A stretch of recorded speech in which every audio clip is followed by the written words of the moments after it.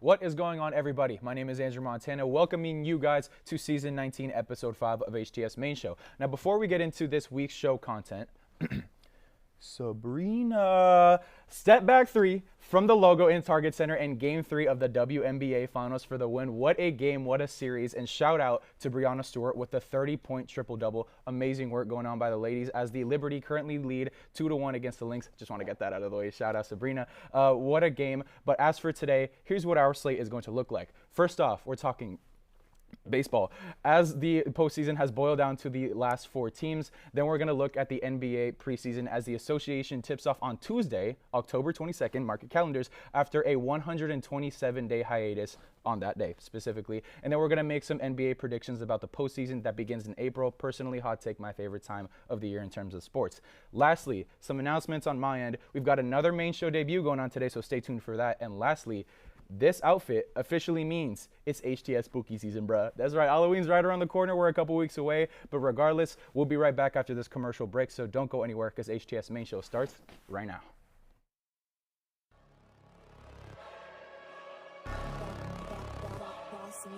Things gon' change when I really hit the field. Undefeated chance, man, you know what's the deal. Tryna find a kid, I'm in the field doing drills. Boy, you just a sucker, you ain't never keep it real. 3 rings in my hand, I'm a warrior to the max. When I hang it up, they gon' have to give me plaques. Step up in the building and I only bring the facts. When I make a highlight, they gon' replay, run it back. Okay, always locked in, I don't got time to lax. Saying he the best, he could take a lap. Batted 1,000 when you check the stats. Boy, is you ready? You ain't gotta ask. And welcome back. Today, we're going to be talking about some pelota. Alongside me, we've got the awesome Augie, excellent Edgar. Oh, Ooh. too kind. We got some You happy with that, There we Augie? go. Starting You off with happy the with initials. Yeah, I'm happy with it. I'm happy with it. Okay, we had a little bit of an issue in the run through, but it's okay now. We ironed out those details. Anyway, we're gonna be picking an MLB team to talk about regarding that team's regular season and postseason performances, and then lastly, we're gonna make some predictions about how we think the final 3 series of the MLB postseason will pan out. Edgar, I'll start with you. The New York Yankees, probably the 27-time World Series champions, the New York Yankees. I'll be quiet and let you Please. cook then. Dang, go for it. Yes, we are finally back in the postseason after what was way too long out of it, just after 1 season, but we're back. A 94-68 record in the regular season. Aaron Judge, 322 average, 180 hits. Soto, also 288, 166 hits. Just unbelievable, regular season from them. And really what hurt us in the regular season was our bullpen. It made way too many games a little too shaky for my liking. But we're in the postseason, and look, we're looking good so far. We're looking good. We got past the Kansas City Royals in the ALDS pretty comfortably, and now we have a 2-0 lead in this ALCS against the Guardians. So, look, hopefully we can make it a 3-0 lead away from home. That would give us a huge boost. And honestly, I think we'll probably take it in 5. I'll give Cleveland 1 game, but hopefully in 5, and it would be our first World Series. It would be our first trip to the World Series since '09. Way too long. So yeah, we're in a drought. It's been a minute. We're in a drought, but it's gonna end this season.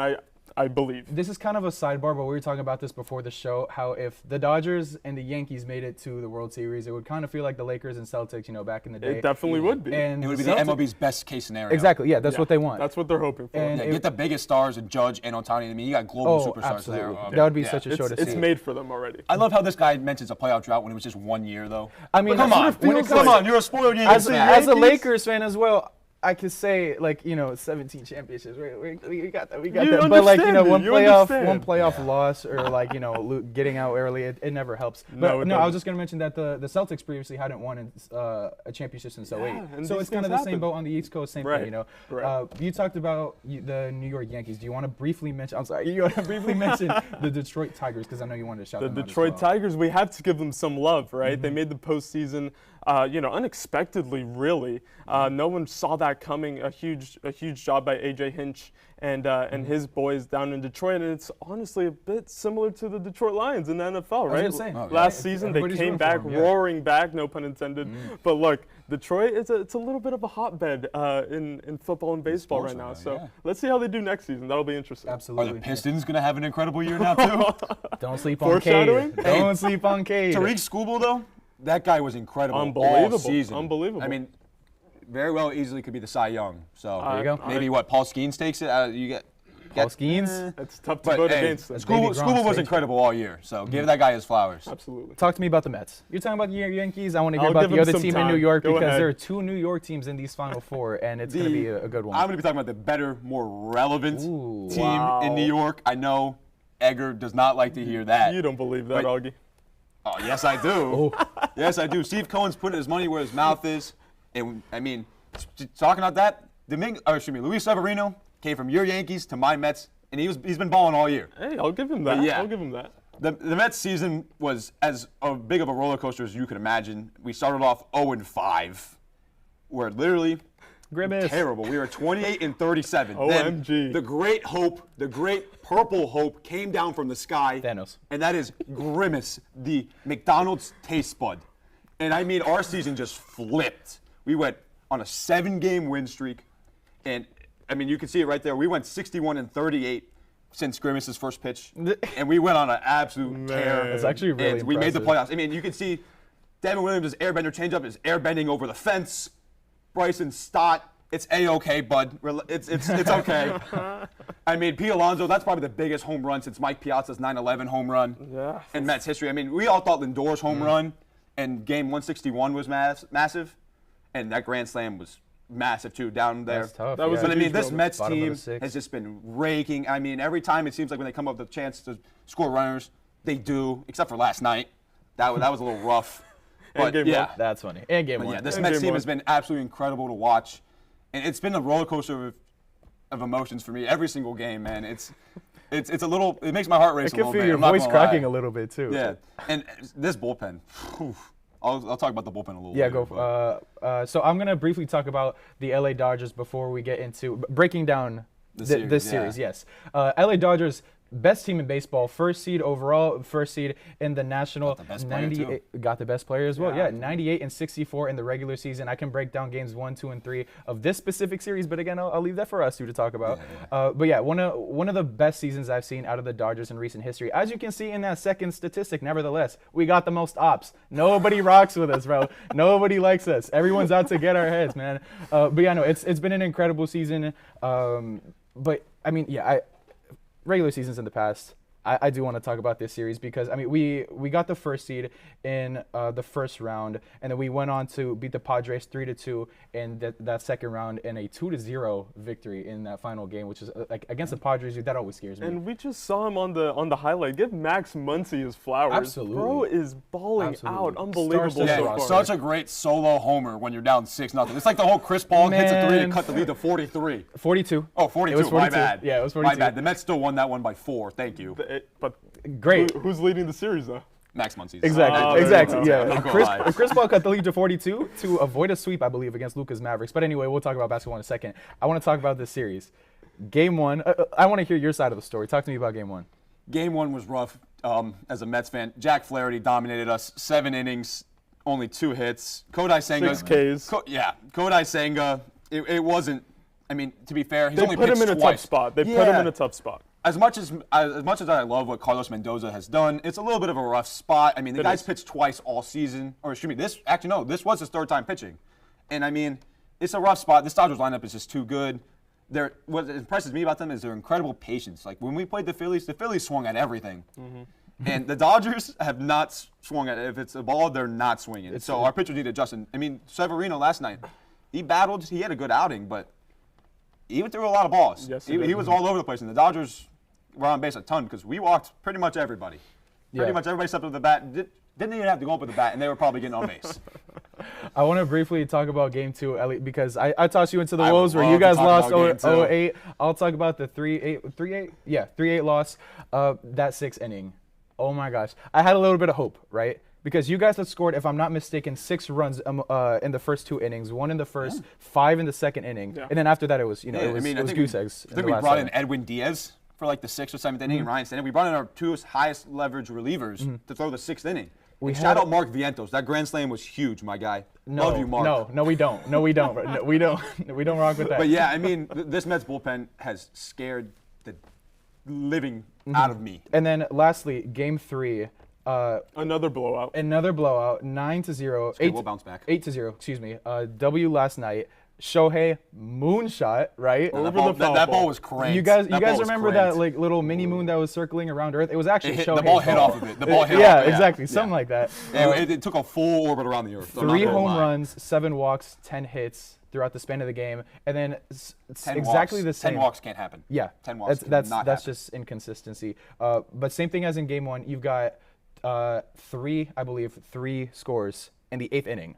So just be careful with us in the 8th inning. You know and they're facing Yamamoto tonight, so that's going to be another tough battle for the Mets. But to close out this segment, I want to ask you, Edgar, because you're kind of like on the outside looking in with regards to this series we're talking about. Who would you, as a Yankees fan, rather see in the World Series? As a Yankees fan, I would love the Subway Series. I think That'd we be would peak. prefer. I think the be Yankees would prefer to play the Mets, but of course for the MLB.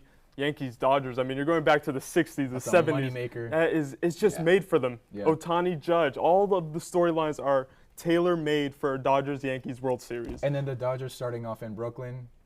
You know what I'm saying? I mean, they're the 2 biggest teams in baseball. Absolutely. It's going to be crazy either way. Yeah, I can't wait to see it personally because that will be probably the first time this season that I will tune into baseball. I'm not going to lie to you. Let's make it happen. Absolutely. Let's make it happen. But anyway, thank you, Edgar. Thank you, Augie, for tuning in for joining me for this baseball segment. Next up, we're going to be looking at our NBA preseason with a main show debut. Don't go anywhere.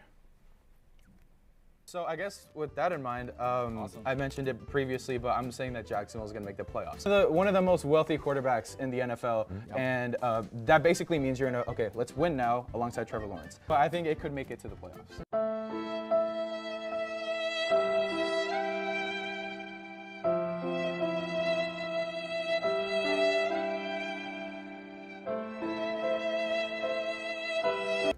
And so I have the Rams winning this one, 27-23. Yeah, I think the Lions are just going to be a little too comfortable.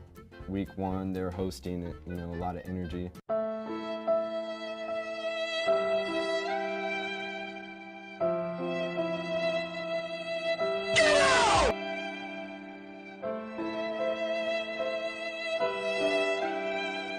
Why do you think the Sun will outperform Tyler's Lynx? So I believe, you got the home field advantage. You're feeling good, and I think they're really an evened out like match.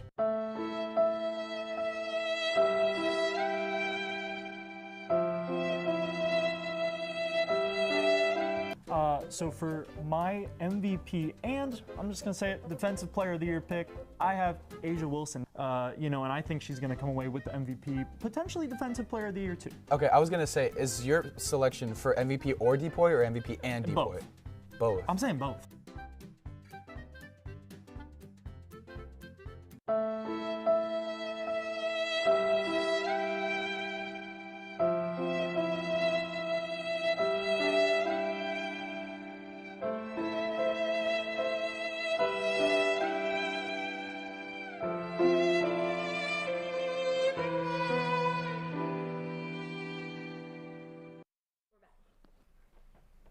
And welcome back. Here we are talking about some NBA preseason. We've got Diego Ortiz to my left. We had him before, but a brand new face to the show, Logan Bancroft. How you doing, Logan? I'm doing good. Thank you for having me. Of course.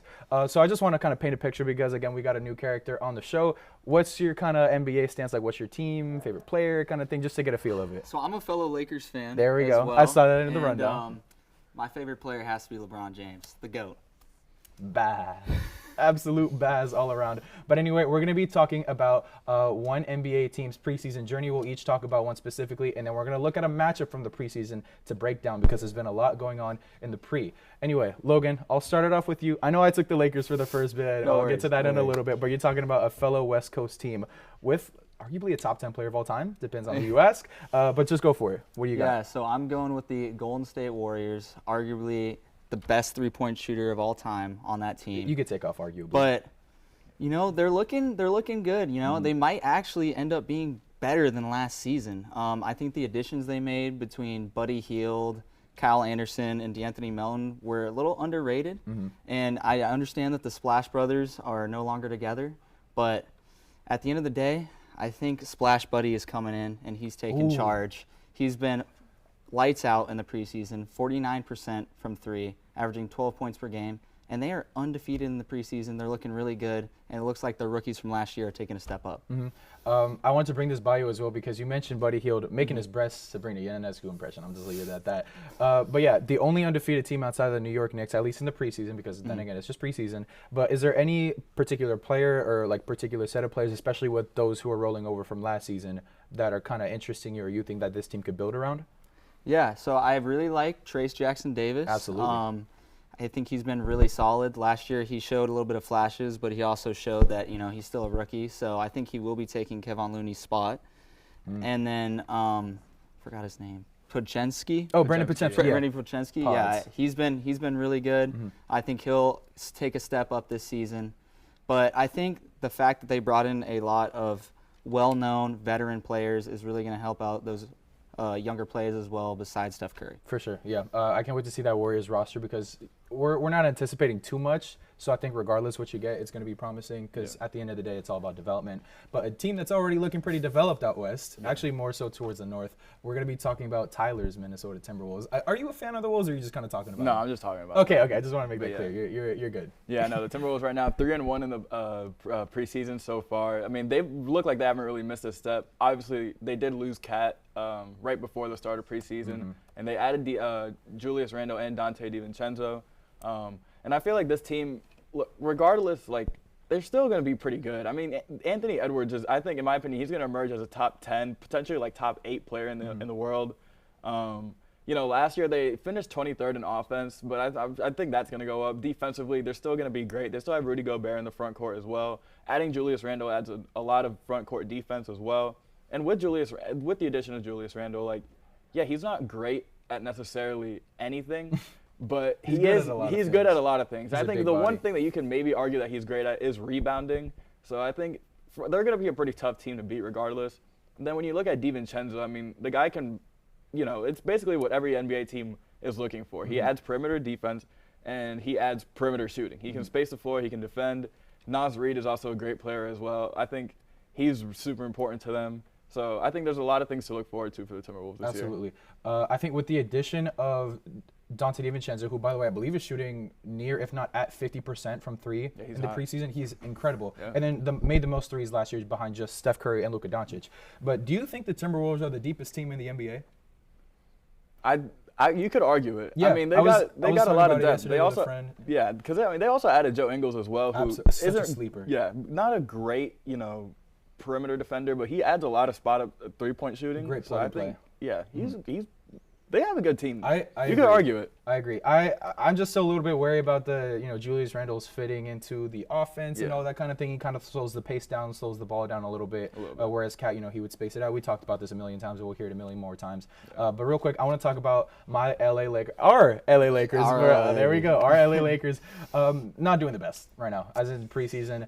We've won 1 game out of our current 4, but I'll say it now. I said it before, and I'll say it again. LA still reigns. You know what I'm saying? I personally like how this team is being coached. I know it's JJ Redick's first coaching gig outside of freaking intramurals or whatever it was before, but I do like the schemes he's coming up with. I like the game plan. I like the fact that, once again, preseason, and hopefully this translates into the regular season, but the way he's implementing a lot of our younger guys, not just in just go to the corner, sit there, wait for your shot, wait for your turn kind of thing, but he's involving Jackson Hayes into our rotations. Gabe Davis, I feel like I saw him play more in the most recent game against the Warriors than any game last season. Yeah, he in the did not regular play season. very much at all. At all, yeah. A lot of great rotations, I believe, and I think, again, I mentioned it, but the development of Jackson Hayes could be crucial for the future of the Lakers, especially in the post-LeBron era, in my opinion, to either replace or back up Anthony Davis. And with that, we're going to move on to our corresponding matchups of the night. I want to give a quick, of the preseason, actually. I want to give a quick shout-out to the Miami Heat. I don't know if you guys saw this, but the fight. I The did fight not that broke see it, out. unfortunately. There was an interview with Tyler Hero. It was just like a sideline report, Yeah. I believe, after the game, and then he's just talking. He's like, blah, blah, blah, blah. Sorry, I'm distracted. There's a fight up there. There's like 4 people going crazy at each other. It was so funny. But no, my matchup is going to be against, it's going to be the Timberwolves against the Knicks. The biggest trade in the offseason. By the way, the first one without Adrian Wojnarowski, RIP. I hope he's doing good because he's still getting like DMs from the GMs and all, bars. But like all that. What a game.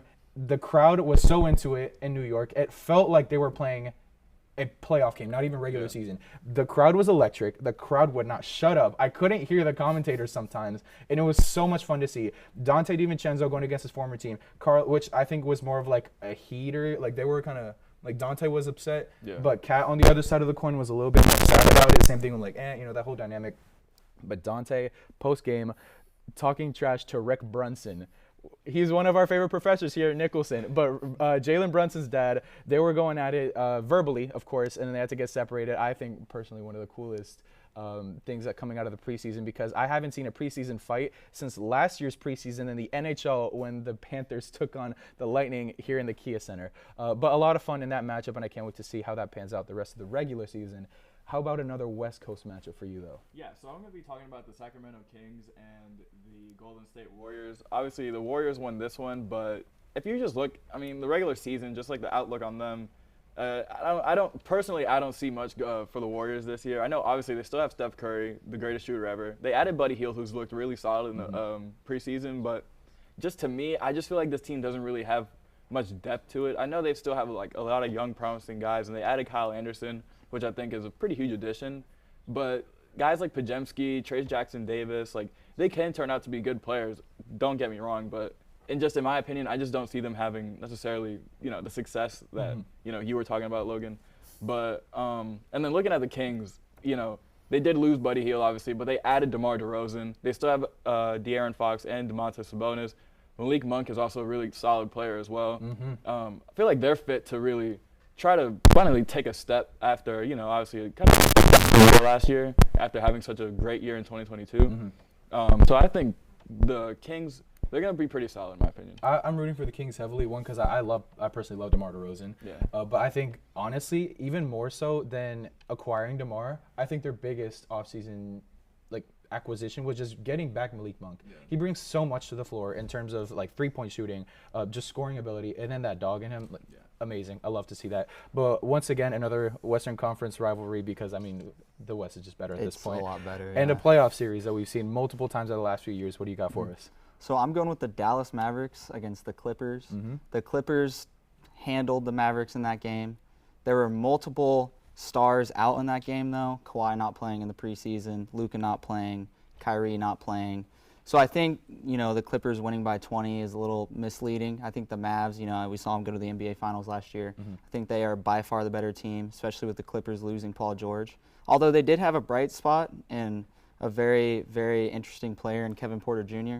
And then the Mavs had a really bright spot in Quentin Grimes. I think he played a really good game, and he was a good acquisition, as well as Klay Thompson. And I know that they did lose Derrick Jones Jr.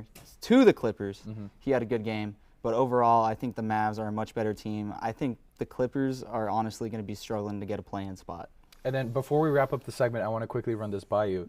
James Harden's never missed the playoffs in his career. Do you think this is the first time?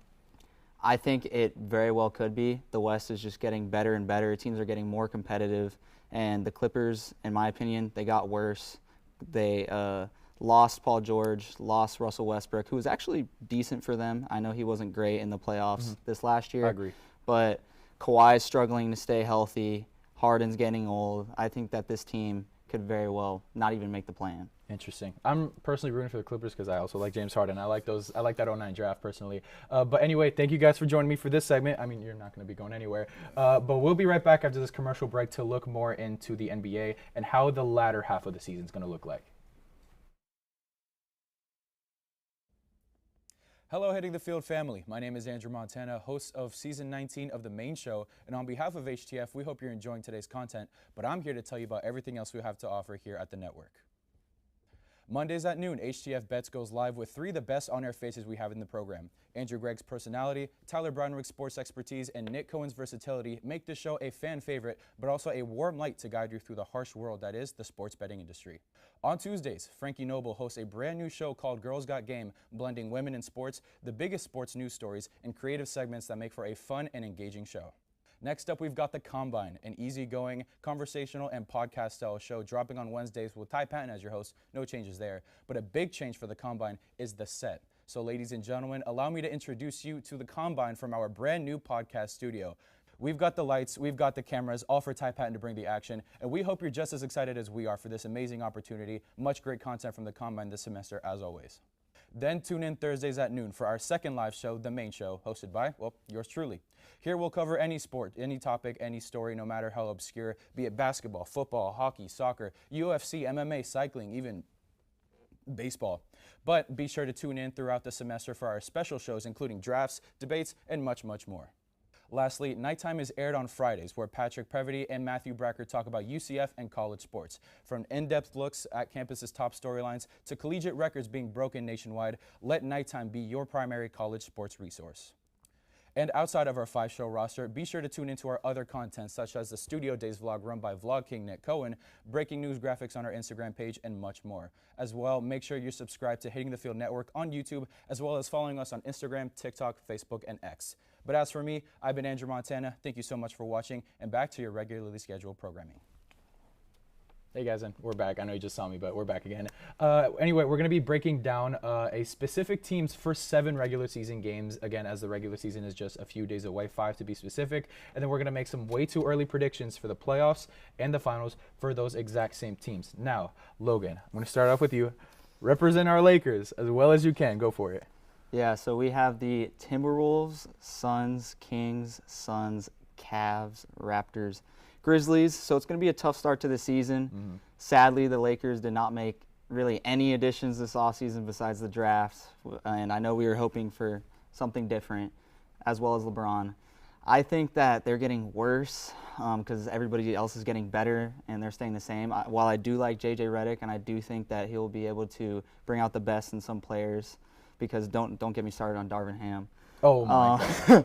But the Lakers, I'm not too sure about how we're going to be looking at the end of the season. I got a projection of 42-40 around there. I think they'll probably go 3-4, 4-3 in their first 7 games. I think, you know, they'll beat teams like the Raptors, probably split with the Suns. But I need to see D'Angelo Russell on a different team at some point this season. The defense is lacking in the guard spot, and I just it's going to be a rough season, I think. I thought you were going to ask for a better performance out of D'Angelo Russell because, again, this adheres to the Warriors game in the preseason. But when he gets hot, he gets hot. Like, yes, he stays hot. 2 threes in 2 possessions, right? But that's kind of it. You know, like he'll make a very contested 3-pointer, low percentage, and then from there it's just kind of okay. Same thing. Defense, he's a cone. I want to ask you, out of all the guards in the NBA that we could like realistically pick up, or maybe that we could have gotten this offseason, who would you have wanted to get? Because to me, I personally wouldn't hate DeJounte Murray. I think DeJounte was a little too expensive in my opinion. That's I think somebody maybe like Malcolm Brogdon, who brings good defense, good shooter. And the problem with D'Lo is the clutch. He's not good in the clutch, especially in big games. I'd rather have a veteran in that position, especially the Wizards are probably going to be looking to dish him out. Yeah, I'm a little bit iffy on D'Lo because he'll have postseason games that are just ridiculous, like 30 points in like 25 minutes, and then he'll go for like 0 for 6 from 3, you know, putting up tour dates as stats and whatever. The problem is then we play the Nuggets and he doesn't perform. The problem is we play the Nuggets and Jamal Murray wants to be Michael Jordan, and it really ticks me off every single season, game in, game out. But anyway, we're going to be looking at Eastern Conference team for like the first time today. Talk about the Philadelphia 76ers and what they're going to bring to the table. Yeah, so Philadelphia, I think, is on pace to have a pretty solid season this year. They're the first 6 games. They play teams like the Bucks, the Raptors, the Grizzlies, the Suns. And I think they'll start out, you know, pretty good, I'd say. I think they're going to lose probably to the Suns. I think they'll maybe lose opening night on Tuesday to the Bucks as well. But I see them having a pretty solid season. I also think that, you know, yeah, they're injury riddled for the most part with obviously Embiid, you know, a report coming out that he might not ever play a back-to-back ever again. I think that's a pretty big deal. But I think still, we're talking about a pretty stacked team. Tyrese Maxey is obviously a great player. They added Paul George, obviously, you know, and then they added rookie Jared McCain in the draft this year, who I think is a pretty underrated pickup. I think he brings a lot of shooting. He's a really hustle type of player. He's also a really solid ball handler too, and I think he's someone that could, by the end of the season, going into the playoffs, could actually get real minutes and potentially even be the sixth man. I mean, they have a pretty deep lineup, and I think, you know, they're going to be pretty solid. I'll have to agree. I'm interested to see how the team pans out in terms of how they kind of fill in Paul George's gap, because now, I forget if it was last night or the night before, but now he's hurt. Yeah, he hyperextended his knee. Yeah. But yeah, you still got Eric Gordon, if I'm not mistaken. I think that was a really good pickup. Andre Drummond as well. Andre Drummond for $5 million. It was I such can a almost steal. afford that. Like, I was hoping the Lakers might pick him up. exactly. Yeah. I mean, we already had a stint with him, and it didn't go too He well. didn't but like it, whatever. yeah. Gershon Yabusele out of France after the Yeah. Olympic performance he had, which by the way, he did not dunk on LeBron. AI is getting really realistic these days. Don't believe everything you see on the internet. But yeah, I'm interested to see how the Philadelphia 76ers pan out, because there's a lot to figure out. We showed the graphic earlier. There are no back-to-backs in the first 7. No. So hopefully Embiid plays in all of those. And like, I personally don't like Embiid. I don't know about you, but I do like to see him play. He got me accustomed to seeing 35 and 13 performances out of him. And I think if he were healthy, he would have been MVP last year. Yeah, He would have deserved agreed, it. for sure. For sure, yeah. Lastly, I'm going to be talking about the Oklahoma City Thunder, who have the easiest schedule out of any Western Conference team after already being the first seed in the West. As you can see, they're playing the Nuggets, the Bulls, the Hawks, the Spurs, the Portland Trailblazers, the LA Clippers, by the way, new logo. I kind of like it. I don't know, whatever. And then the Orlando Magic. There's obviously a lot of good Western Conference teams. It's at this point like the 10th, 20th, 30th year in a row that the West is better than the East.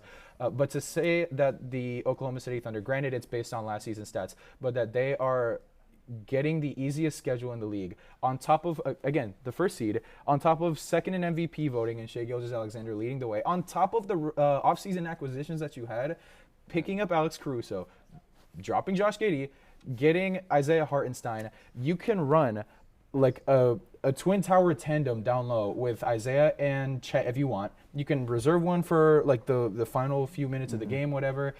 There's so many options with this team. The perimeter defense has been there, and now you got Alex Caruso, one of the best 3-and-D players in the game. I personally can't wait to see the Thunder play. I don't want them to win by any means because Lakers exist. But again, if we're being realistic here, I think the Thunder are poised for an amazing season, and I can't wait to see what they got. But anyway, thank you, Logan. Great job on your debut, by the way. Thank you, I Love appreciate to it. have you. Diego, same thing. Great to have you on as always. And we will be back next week for some more HTF content, assuming the hurricane streak, kind of breaks. But anyway, we will see you all next time. And until then, go Knights and charge on.